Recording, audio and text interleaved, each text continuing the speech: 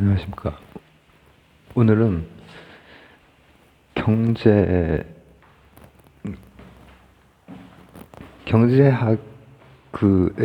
우리가 교과서에서 배제성, 경합성 배운 적 있죠. 이렇게 네 개로 그린다면은 둘 다 있고 경합성만 있고 배제성만 있고 둘 다 없고 이렇게 네 개로 나눌 수 있는 그걸 가지고 그 틈새들 그것도 이제 막 이렇게 외우기도 하고 막 이해해 보기도 하고 했지만 틈새 가지고 하면 그냥 바로 좀 남지 않을까 그런 생각도 있고, 그리고 틈새라고 하는 것은 우리 같은 일반인이 지금 현재 시점에서 이렇게 접할 수 있는 것들 가지고 다 예를 한번 제가 들어보려고 하고 몇 개 준비를 했거든요. 키워드는 일단 근데 이제 그러다 보면은 사실 그 네 개에 이렇게 잘 안 묶이는 그런 것들이라든지 그런 것들도 있고, 거기에서 조금 더 나간 생각까지 주저주저를 어떻게 할지 모르겠습니다. 산업 그 전반에 대한 그런 것까지 좀 되는 대로 한번 노동처럼 해보려고 하는데, 우선 그 방금 제가 화면을 4분했죠. 4분하면 둘 다 있는 거는 우리가 주로 다 사고 파는 그 물건들이 대부분은 둘 다 있는 거예요. 배제성, 남은 내가 사면 남은 그걸 못 써. 그죠? 기본적으로. 그리고 내가 지금 배제성 얘기했죠. 경합성은 내가 일단 그걸 사면은 그게 놓여있던 그 판매대에 그게 사라져. 그렇기 때문에 남이 그거를 못 사. 그게 경합성이에요. 별거 아니죠? 근데 우리가 다 그렇게 해가지고 배제성은 뭐고 경합성은 뭐고 뭐 예시 어떤 물건 뭐 이렇게 했지만은 매번 헷갈려 사실 대부분. 저도 사실 지금도 그렇고요. 근데 이제 제가 이렇게 누워 있다가 여러 가지 이런 지금 현대의 미래 산업이라든지 이런 걸 생각하다가 이걸 다시 한번 틈새만 가지고 한번 해보자 그런 생각을 해보는 거죠. 그러니까 이를테면은 두 가지를 다 가지고 있는 일반적인 상품이라고 해도 백화점이나 마트나 이런 시식 코너나 아니면은 예전에 우리나라 독립 콜라가 나온 적이 있죠. 8.15 콜라. 이런 거 다 엄청난 그 기억이 있거든요. 이렇게 많이 나눠줬어요. 한참 동안 그 행사를 하더라고. 근데 뭐 펩시도 안 되는데 8.15가 뭐 힘들다는 그 예측을 못하고 이제 한 거죠. 그렇기 때문에 거기도 사실 균열이 있고, 그 다음에 이제 뭘로 한번 가볼까? 배제성, 남을 못하게 하는 것, 이런 것 중에서 유료 채널 같은 거 있죠. 그런 것은 사실은 그거에 해당되는 그 파장이 됐건 디지털 신호가 됐건, 이거는 예를 들면 이 아파트 쪽으로 광 케이블을 타고 이렇게 딱 들어오는데, 그 중에 이제 저는 이제 그런 걸 뭐 요즘 거는 하나도 안 보니까 유튜브 같은 거만 보니까 뭐가 있는지도 모르지만은 예전으로 치면은 케이블 TV 같은 거예요. 케이블 텔레비전 같은 경우에는 케이블 TV 뭐 위성 TV 이런 것이 있었는데, 근데 케이블 TV를 이렇게 누르다 보면은 뭐가 있냐면은 뭐 누르면 바로 화면이 나오잖아요. 근데 뭐 눌렀을 때 화면이 안 나오고 정지화면, 뭐 어떤 여성이 딱 있고 딱 하고, 이거는 따로 다른 뭐 결제를 해야 되는 그런 게 있어요. 그러니까 그 전파도 사실은 그 파장도 사실은 다 같이 오고 있지만 배제를 하는 거야. 돈을 내는 사람만. 그죠?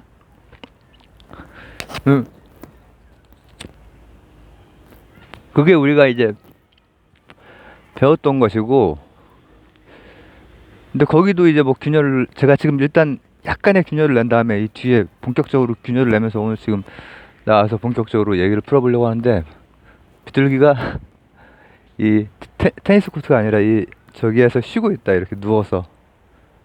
덥나 보다 쟤도. 지금 아직은 6월달 말인데, 근데 이제 그게 사실은 배제성이라고 하는 거는 원래는 경제학적으로는 한계 비용 개념이랑 관련이 있거든요. 조금 들어가 보면은 이건 어, 어, 추가 비용, 추가 비용. 제가 지금 한계라고 하는 말을 오늘 조금 쓸 것 같아요. 한계 효용이랑 한계 비용이랑. 그게 이제 맞바꿔서 생각하는 거일 뿐인데, 한계 비용이라는 거는 이제 설치를 일단 하고 나면은 그 다음에 여기랑 여기랑 이렇게 유료 결제한 데다가 그거 보여주는 거에는 한계 비용이 거의 안 든다.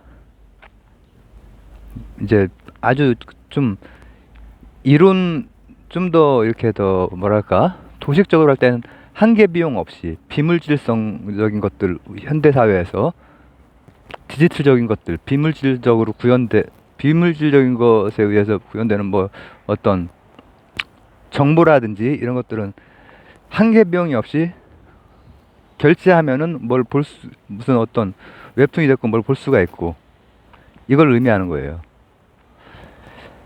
근데 그 실제로는 예를 들면 와이파이 같은 경우도 마찬가지겠죠. 이 내가 뭐 잡히는 데가 있고 안 잡히는 데가 있고 이렇게 하다 보면은 대부분 비밀번호 걸어 놓잖아요. 우리 집도 걸려 있고. 이런 것도 배제를 하는 거예요. 나 이제 그것도 이론적으로는 이제 설치 비용이 많기 때문에 처음 이제 이런 케이블 깔고 또 처음 이제 그 방송 어떤 그 업체가 됐건 그걸 제작하는 그 비용이 많이 저희가 되기 때문에 그것에 대해서 아무리 한계 비용이 없어도 가격이 꽤 비싸죠. 그런 걸 클럽제라고 해요. 클럽제. 딱 그 돈 낸 사람들만 이렇게 쓸 수 있는 재화 혹은 서비스가 되는 거죠. 그러나 사실은 그리고 거의 영향을 주지 않는 거야. 경합성은 없는 거야. 내가 쓴다고 없어지거나 그러지 않는다는 건데, 사실은 와이파이 같은 경우 생각해 보면은 트래픽이나 이런 게 완전히 경합성이 없다고 볼 수는 없죠. 이런 게 이제 함정이란 말이지. 비물질성이라고 하는 것도 디지털을 구현하려면은 약간씩 이렇게 뒤집어서 보고 균열들을 보면은 있는 그대로가 보인단 말이죠. 디지털을 구현하려면 다 전자적인 그 에너지가 들어가고 거기엔 다 비용이 소요되는 거예요. 이런 식으로 하나하나씩 볼 거예요, 우선. 그리고 이제 배제성이 없는 것. 그러니까 배제성이 없는 것은 뭐냐면은 우리가 보통 공유지의 비극이라고 하는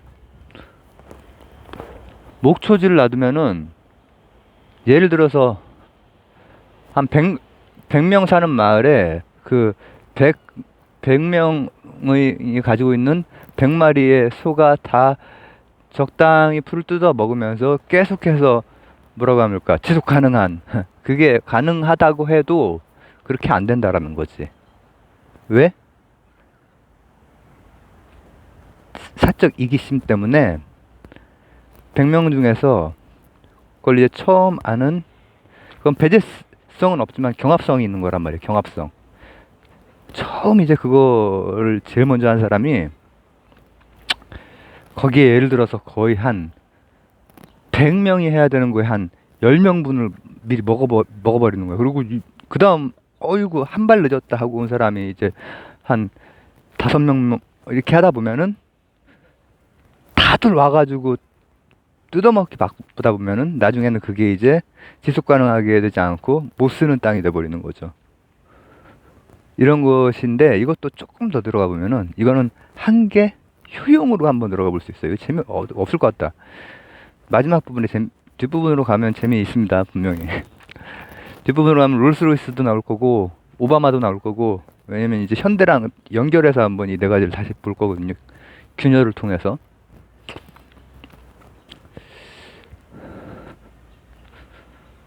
내가 근데 뭐 어디까지 얘기했냐? 한계 효용을 얘기하려고. 한계 효용, 이게 재미가 없으니까는 지금 이렇게 중간에 여기를 했어요.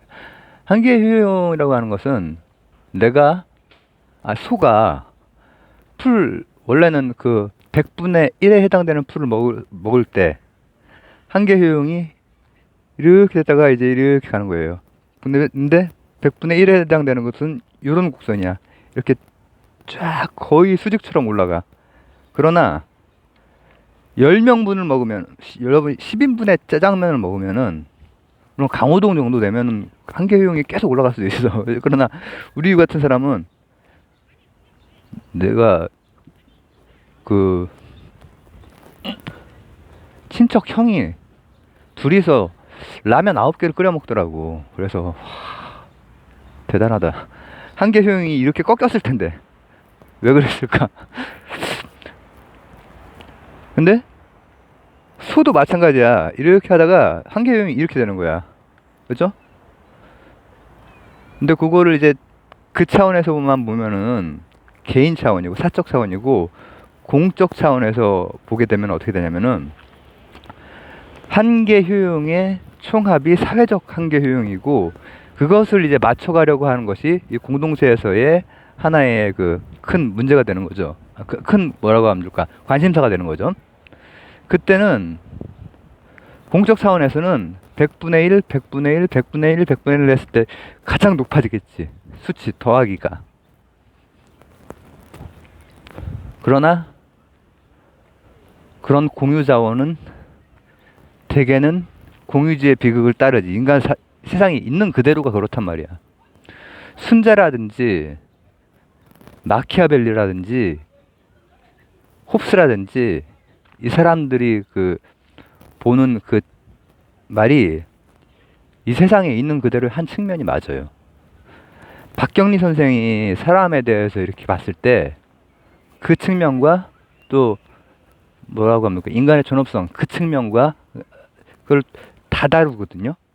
토지 같은 데 보면은 그 군중이 모였을 때에 있는 그대로의 아주 참 그 이기적이거나 아니면은 그 막 타락하거나 이런 측면도 있고, 또 존엄성을 지켜가는 또 어떤 그런 것도 있고, 그런 것도 다 나온단 말이야. 그러나 경제적인 그런 부분에 있어서는 저는 세상은 공유지의 비극을 따라가는 게 있는 그대로의 모습이라고 봐요. 있는 그대로. 이제 그런 것 때문에 공동체의 제도적인, 그리고 공동체가 가지고 있는 어떤 얘기 공유, 문화, 이런 것들을 통해서 그게 되게 중요한 거죠. 그런 것들이 예를 들면은 국가의 그 발전이나 산업적 발전, 그리고 이 정치나 이념적 발전, 이런 거에도 다 영향을 주는 거죠. 그 다음 나머지가 공공재인데, 공공재가 바로 배제성도 경합성도 없는 거예요. 예를 들면은 공기에 대해서 누가 관리를 하죠? 삼성이나 LG가 관리하지 않잖아요. 이걸 배제할 방법도 없고, 그리고 이거는 경합제라고 볼 수도 없고, 여기에다가 돈을 어떻게 써? 그러니까 국가가 하는 거예요. 그래서 우리는 국가에 의해서, 국가가 잘 하면은 맑은 공기와, 또 저쪽에 개천이 있거든요. 근데 서울하고 여기하고 수돗물 맛이 달라요. 와, 그 차이가 있더라고. 수돗물을 마시면 안 되는데. 근데 서울에서는 아리수 점검 이렇게 해가지고 오잖아요. 근데 그런 것도 대기업이 하지 않는단 말이죠. 그죠? 근데 이것도 이제 도식적인 부분이고, 그거 틈새로 보면은 딱 들어맞지는 않단 말이야, 일단은. 그렇지만 일단은 그 공공재라고 생각을 해볼게요. 그러면 공공재는 우리가 무료로 이렇게 쓸 수 있는 누구에게나 열려 있고, 그리고 경합하는 것도 아니야. 이 공기를 가지고 경합하잖아. 그러니까 이 환경 그 정책을 통해서 무언가를 하고, 그죠? 공기가 됐건 저 물이 됐건 이런 거에 대해서. 근데 사실은 그게 공짜가 아니라 세금으로 하는 거란 말이죠. 세금으로 하는 거란 말이죠. 그걸 생각해 보면은 공공재가 경합성과 비배제성, 그리고 비용이 우리 그냥 일반 사람들 입장에서 돈을 내지 않는다고 생각을 하지만 사실은 돈을 다 내는 거죠. 돈을 다 내고 공동체의 어떤 제도적인 장치 거기에서 해주는 거죠. 국가라고 하는 그런, 이게 그 이렇게 네 개로 한 그거예요. 대략적인 물건들도 균열이 있고, 그 다음에는 내가 지금 그러면 저 배제성이 없는 것이 이제 클럽제도 근데 추가 비용, 한계 비용적인 문제라든지 아니면은 그 경합성이 없다. 경합성이라고 하는 것은 뭐가 없어지지 않는 건데, 사실은 와이파이 같은 거 보면은 시간대 트래픽량이 다 그 그래프 나오죠. 경합성이 있는 거지 사실은. 그러나 없는 거를 대략 묻고, 그 다음에 이제 배제성, 배제성이 없는 그 공유지. 그것도 제가 이제 뭐 있는 그대로를 봤을 때, 특히 경제적인 이권이랑 관련해서는 사람은 특히 그 집단들도 그렇고 다 이제 거의 비슷하다고 생각이 들어요. 그죠? 저도 이제 뭐 이렇게 일을 할 때 그 경제적인 그런 거에서 뭘 가지고 장난을 치거나 그러면 이제 그거를 제 개인도 그거에 대해서 뭐라고 하면 좋을까? 그 내가 받아야 되는 거 이렇게 받으려고 이렇게 막 하고, 저쪽에서는 안 줄 수 있는 방향으로 이렇게 막 하려고 하고, 그렇게 돼요. 그 개인 각각들은 온화한 면들이 있고, 또 뭐 친구들끼리 좋은 사람이고 그럴 거예요. 그런 사람들이 많이 있죠. 그래도 세상 전체적으로 볼 때는. 그러나 이권이 부딪히면은 맞부닥칠 때는 그렇지가 않단 말이에요. 그렇지가 않고 험한 소리가 오가기도 하고 막 하죠. 막 장면이 떠올라가지고, 저도 이제 뭐 그런 경험들이 다 이제 사회생활하면서 있으시죠? 빨리 그런 그 막 부대끼는 사회생활 속으로 다시 들어가야 되는데. 자, 그 다음에 공공재라고 하는 것, 국가가 관리하는 그런 것들도, 그런 것들은 이제 그 둘 다가 이제 뭐 없다고 하지만, 그것도 자세히 따져보면은 경합성이나 배제성이나 이런 것들이 균열들은 다 있죠. 균열들도 있고, 그뿐 아니라 또 하나 봤을 때 비용을 지불한다는 것. 근데 이제 그게 이제 어떻게 보면은 이미 낡았다기보다 꽤 오래 전에 정립된, 제가 뭐 예전에 그런 거를 다 학습을 한 거니까. 그리고 현대에는 이제 그거에 대해서 그 경제학자들이 또 다른 어떤 재정이나 막 연구들이 있겠죠. 근데 그런 거를 제가 확인하고 나왔으면, 근데 그냥 제 생각으로 또 한번 생각의 모험을 떠나보는 거죠. 디지털 세상에서는 어쨌든 완전 물질성이 제거된 거라고 하는 건 없어요. 일단 디지털로 구현되는 것, 와이파이, 뭐 어떤 데이터, 이런 것들도 다 무언가로 구현이 돼야 돼요. 물질적인 것. 가장 물질성이 작은 것들로 구현이 되는 경우. 그리고 어쨌든 물질성이 점점 떨어지는 그런 세상으로 가는 거죠. 예를 들어서 제가 아까 뭐 한다고 했지? 롤스로이스 한다고 그랬나?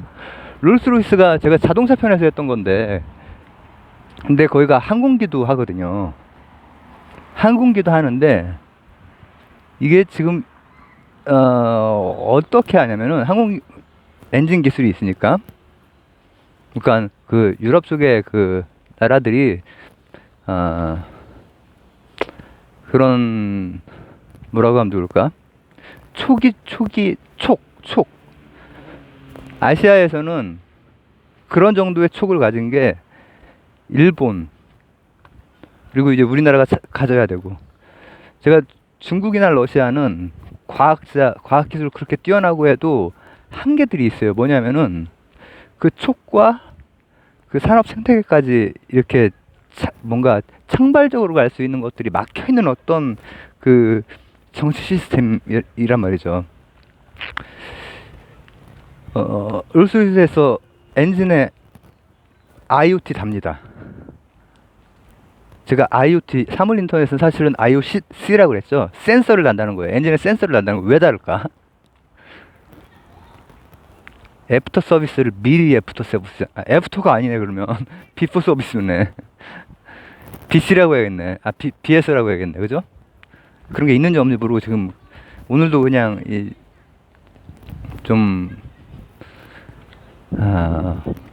치료받고 일주일 좀 넘었는데 상태가 너무 좀 안 좋아가지고 노동이나 하자. 책도 안 읽히고.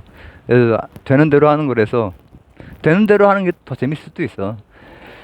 센서를 다는 거예요. 센서를 달면 어떻게 되냐면은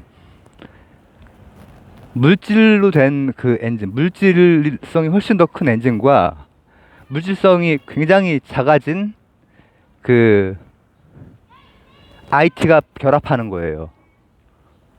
이제 우리가 아까 나눴던 배제성, 경합성이라든지 이런 것들의 균열들을 보는 거예요. 그 균열들 안에서 어떤 식으로 지금 조금 뭐랄까 산업이라든지 이런 전반적인 흐름이 바뀌고 있는지, 그 두 개가 결합이 되면은 이거는 뭐 어떻게 해봐야 되나?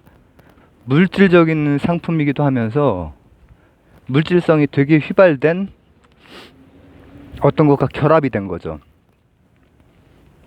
물질적이면서 클럽제적인. 왜냐면 이제 그걸 사는 사람들은 계속해서 IOC를 통해서, IOC를 그거 왜 해주느냐? 서비스를 높이는 것이야말로 기업이 소비자를 잡는 뭐 좋은 정책이야 하는 그런, 이제 그 어떤 기업과 그 소비자 간의 그 관계의 변화, 점점 서비스, 그리고 또 공공적인 것까지 생각하는 이제 그런 그 차원의 그 생각들, 그런 연구들도 이제 막 있잖아요. 근데 저는 지금 그걸 보려고 하는 게 아니라, 사실은 그들도 그 기업을 위해서 그런 연구를 했듯이 미리 서비스를 하는 것도 기업을 위해서 하는 거예요. 왜냐면은 엔진 수리비가 센서 가지고 미리 센서에서 이만큼 됐네. 이제 데이터들이 누적이 되고 알고리즘이 작동을 하면서, 얘기했었죠. IOC. 그 다음에 오는 거야. 그러면 그 데이터가 딱 뭐 영국이고 어디고 그 클라우드에 모일 거 아니야. 그런 다음에 쫙 그 AI가 처리를 해서 요때가 가장 비용적으로 내시균형점이다 하는 시기에 엔진을 수리를 미리 하는 거야. 엔진의 부품을 미리 교체한다고. 전체가 다 망가지지 않게. 그런 식으로 지금 산업이 되는 거예요. 그러면은 이제 물질성과 비물질성에 가까운 것, 물질성이 강한 것, 비물질성이 강한 것, 그리고 그것을 처리하는 이 AI적인 것, 그리고 거기에서 내주는 솔루션, 이런 것들이 다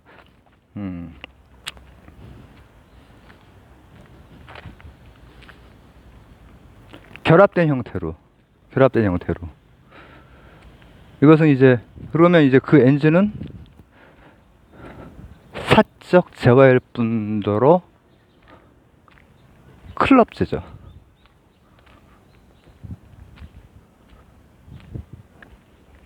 이게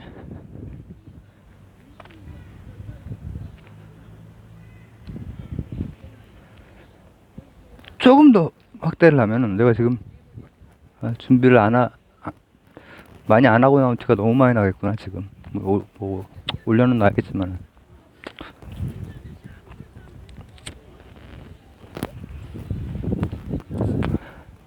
왜냐면 지금 그 균열을 보려고 하다 보니까 이렇게 하면서 무리하게 놓는 것들, 무리수를 놓는 것들이 있잖아요. 클럽제 자체 그걸로 들어가면 아니지만은 그 물질성 그걸 가지고 지금 제가 얘기를 한 거거든요. 한 개 비용이 거의 안 드는, 일단 그 IoC 그 시스템을 만들고 인공지능 시스템을 구축을 하고 나면은 한 개 비용은 안 드는 그걸 말한 건데, 그리고 또 이를테면은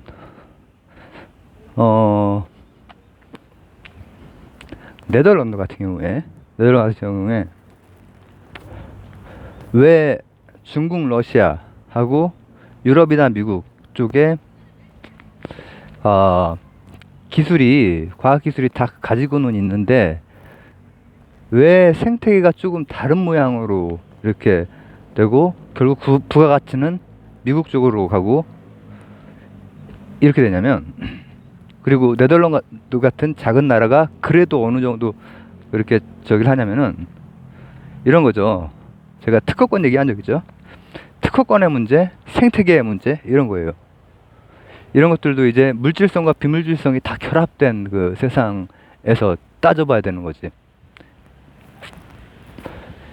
예를 들어서 3D 프린트 같은 경우에 3D 프린트에 대한 그런 거 제가 한 적 있죠. 되게 그 재작년에 이제 기본적인 걸로, 그리고 업데이트해서도 한번 했고, 최근에 러시아나 중국이 어마어마한 것들을 막 많이 했기 때문에 어마어마한 건데, 그런데 왜 미국이나 네덜란드에 안 되는지도 얘기를 해보고.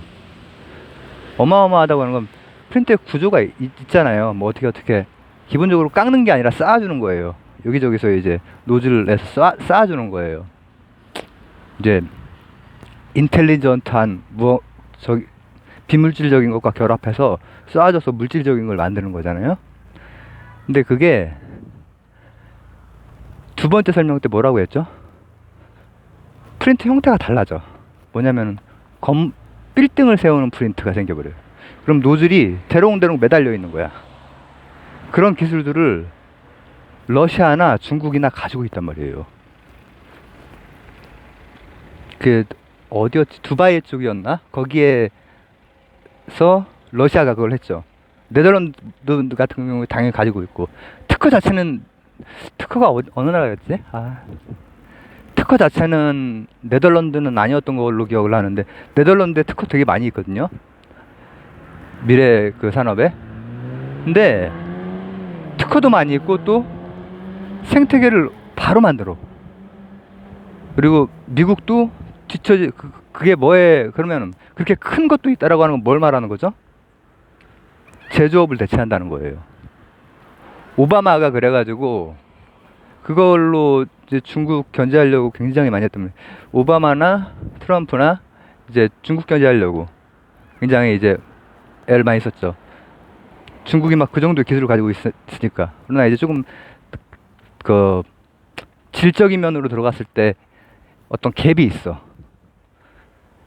그들이 가지고 있는 여러 가지 기술이나 정말 훌륭한 것들이 많이 있지만은 창발성이라든지 아니면 사회 구조를 통한 생태계 형성 이런 것들은 안 되거든요. 중국과 러시아는 안 되죠. 정말 쌈박하게 막 올라왔던 데가 민영 기업의 형태를 띠고 있는데 바로 한 방에 그냥 날아가고 이런 경우들이 실제로는 국영 기업이라고 봐야죠. 실제로는.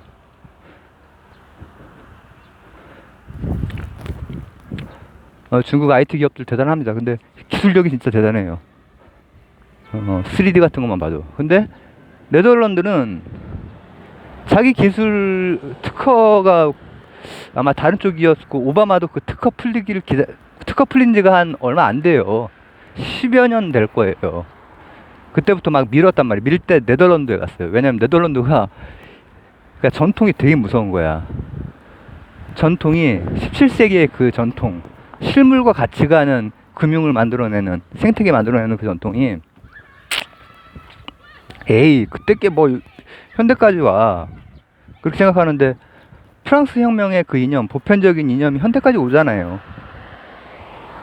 그거를 프랑스 혁명 자체는 반동으로 갔고, 그리고 이념 자유평등 박애라는 걸 제시했지만 그 뒤에 뭔가 구체화가 잘 안 됐어. 근데 그 구체화를 누가 해줘? 해결해 주는 거예요, 바로.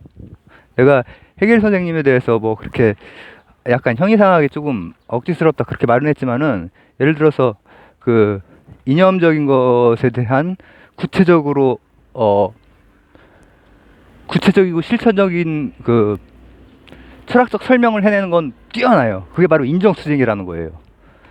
자유, 평등, 박애를 그냥 관념론자인데도 불구하고, 그 관념론자가 그 인정수쟁에 대해서 해 놓은 얘기는 변증론적으로, 변증법적으로 노예에서 자유인이 되는, 주인과 노예에서 주인과 노인, 주인을 죽이고 이렇게 되는 그거 말고, 잃을 것은 쇠사슬밖에 없다 그게 말고 다 자유인이 되는 그 변증론을 펼치거든요. 그걸 통해서 보편적인 가치들을 추구한다고 하는 것이 그런 식으로 정리가 되면서 이렇게 지금까지 오는 거, 영향을 주는 거예요. 그러니까 네덜란드 같은 나라나 뭐 영국이나 이런 경험이 있는 나라들은, 영국이 롤스로이스 이제 그거잖아요. 그것도 경험이 있기 때문에 그런 거예요. 그리고 미국이 그런 경험들이 축적되고 발빠르게 대처하면서 3D 프린팅 기술도 이제 좀 다양하게 이렇게 여러 가지 그 측면들이 있는데, 미국은 이 가지고 있는 기술 대단하거든요. 미국은 뭐 물론 모든 분야에서 다 그렇고, 그리고 나라의 생태계 말고 전 지구적인 생태계를 조절을 하고 있고.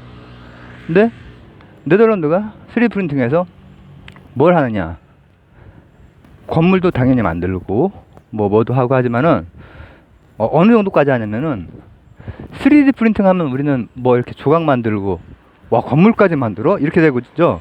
건물을 만들 정도면 제조업이 3D 프린팅을 통해서 모듈화된 것들이 엄청나게 빠르게 생성이 되겠구나. 그 빠르게 하는 기술이 미국이 되게 뛰어나거든요. 이렇게까지 생각을 하겠지만은 네덜란드는 그게 아니야. 네덜란드는 이미 그걸 가지고 인공신장, 인공피부 이런 데까지, 인공 어떤 저 뼈들까지도 골격까지도 할 수 있는 무시무시한 나라예요. PT하고 결합시켜서 그걸 할 수 있는 나라란 말이에요. 그런 창발성을 어디서 오는 줄 아세요? 네덜란드 어린이들이 3D 프린팅이라고 하는 것이 이렇게 나오고, 아 요거다 촉이 왔을 때 네덜란드에서는 어린이들이 3D 프린팅 가지고 놀아.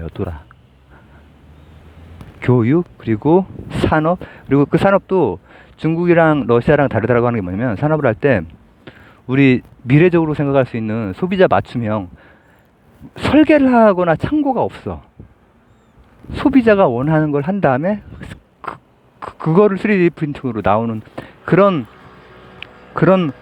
모델들을 만들어내요. 무시무시한 나라죠, 정말. 그러니까 이제 내가 지금 네 가지 그걸 하려다가 어떻게 해결하고 네덜란드가 나왔네. 근데 이제 지금 이제 그런 현대 산업이나 미래 산업의 그런 것들은, 이 재화라고 하는 것들이 어디 한쪽에 딱 묶이지도 않고 균열들이 다 있다라고 하는 걸 처음에 사실 설명을 하려고 했던 건데, 지금 얘기가 어떻게 이렇게까지 나왔는데, 그 저력을 가지고 있는 나라들은 그런 재화를 가지고 산업으로 만들어낸다는 거죠. 그리고 그것을 만들어낼 때 촉이 좋아, 촉이. 그리고 생태계를 만들고, 그리고 창발적인 방식으로 유관산업. 그러니까 아까 말했듯이 3D 가지고 뭐 고기 스테이크 만들고 막 그런 거 아시죠? 그런 것뿐 아니라 의류에도 비트에도 써버리는 거야. 그러니까 그런 거는 다 이제 뭐냐, 그걸 하고 있는 인텔리전트한 비물질적인 것과 그걸 구현하는 3D 프린팅 기술, 그리고 물질성 다 결합이 되고, 그리고 공적 사적 영역 그것 자체도 국가라고 하는 공동체 안에서 생태계를 통해서 사실은 뭐냐면은 산업과 투자, 이거 우리나라는 그게 되게 아쉬운 게 많거든요. 투자가 딴 데 엉뚱한 데 다 되고, 이런 것들이 공공재라고 하면 아까 말했듯이 이제 이쪽에 속하는 거잖아요.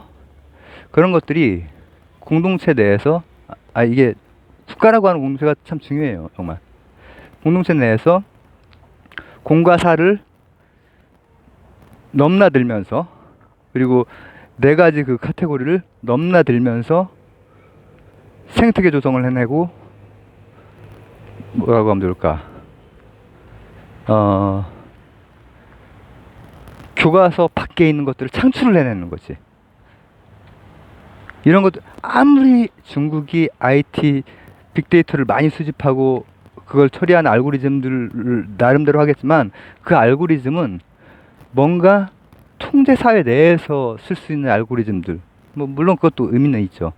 거기에서 훌륭한 수학이나 과학 무시무시하니까, 중국도 러시아도 그렇고. 근데 이제 그게 이제 제대로 되려면은 아까 말했듯이 그 애들이 3D 프린팅 가지고 노는 애들이 지금 커가지고 빛이랑 막 그런 거 결합시켜서 한단 말이죠. 근데 그런 게 미국도 마찬가지로. 근데 그런 게 중국이나 러시아, 그리고 우리나라도 그런 거 거의 좀 미약하죠. 미미하죠. 그리고 일본도 이제 그런 것들을 배워와서 나름대로 특허도 많이 있고, 그리고 촉도 되게 좋고 한데, 일본도 한계가 있어. 그런 거에서 일본도 가지고 있는 전통이라고 하는 거는 무시 못 하거든요. 가치적인 전통. 일본도 사실은 이제 군국주의적인 사무라이의 세계가 최소한 헤이안 시대부터 이어온 거기 때문에, 그러면은 한 1200년 이상 이어온 거기 때문에, 예를 들어서 디지털 시기에 적응이 잘 안 되는 국가거든요. 나라 전체로 볼 때. 그러니까 그런 것들을 뭐라고 하면 좋을까? 서로 상발적으로 이렇게 할 수 있는 네덜란드와 같은 그런 분위기 아니라면, 그런 데에서 많이 가지고 온 노하우들은 있지만, 얘기 되게 길어졌네? 거의 40분을 했네?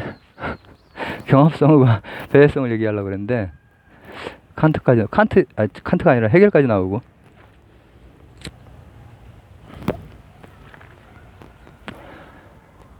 자, 그래서 요약하자면은,